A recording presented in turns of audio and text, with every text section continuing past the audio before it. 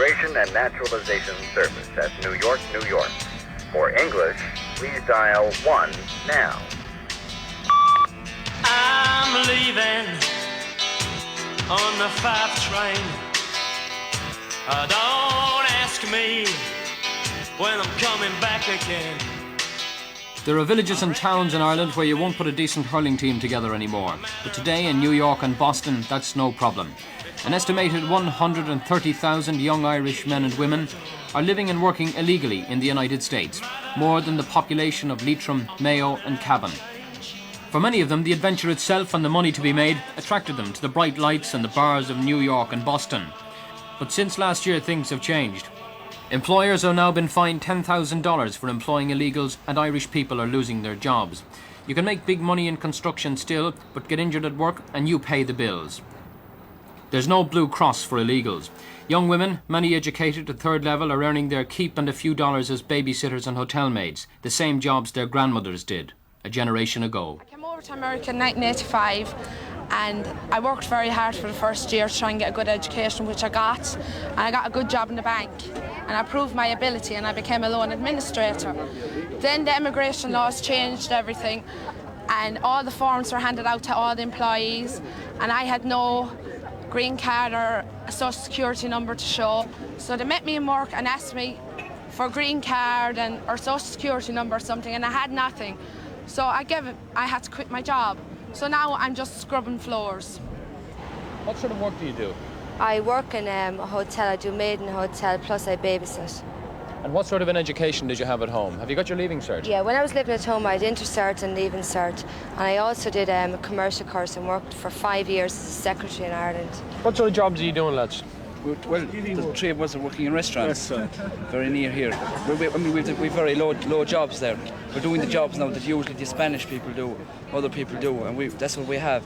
Even trying, it's very hard for us to get weight or anything like that. It's very hard. We're just washing the glasses and bussing and that. You know, like the only way we're making money is by putting in a lot of hours, like putting in double shift every day. But other than that, like we've very little money out of it.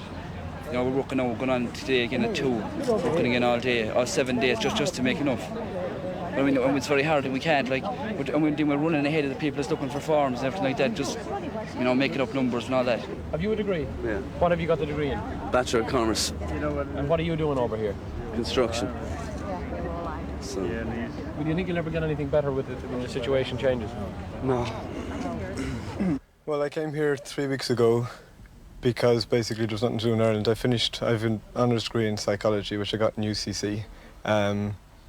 Basically, there was nothing for me there. I would have to go on and do either a master's and years of work before I'd actually get a decent job. So I came over here in the hope of getting work. And because of the laws here, then there's no way I'm going to be able to get work in psychology unless I become legal. So at the moment, I'm working as a painter. Often, too, the conditions are out of another generation. Many spend months sleeping on floors, often living 7 or 8 to 2 rooms. And these people are out of status. I went to 4 years in university, right? Paid my own way. The money I'm earning here, I'm sending back home to pay off a loan. It's nearly paid off, okay? But obviously, yes, I think that I would get a good job if I was legal. I'd definitely get a decent job. I can't tell you how I feel.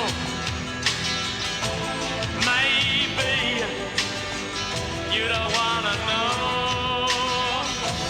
Maybe.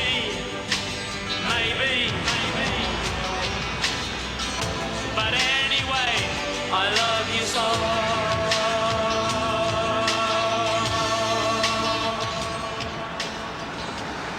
Working as a labourer in Manhattan South, New York. Now I have a degree in political science from University College Cork.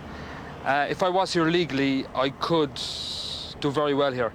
But because I'm illegal, I have basically no future. How much do you earn every hour? How much do you earn on the hour? I earn $5 an hour.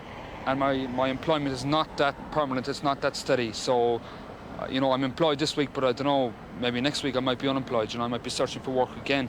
And with the enactment of this new law, the Immigration Reform and Control Act, I don't know, I'm not sure that I will be able to get another job because I haven't got the papers to produce.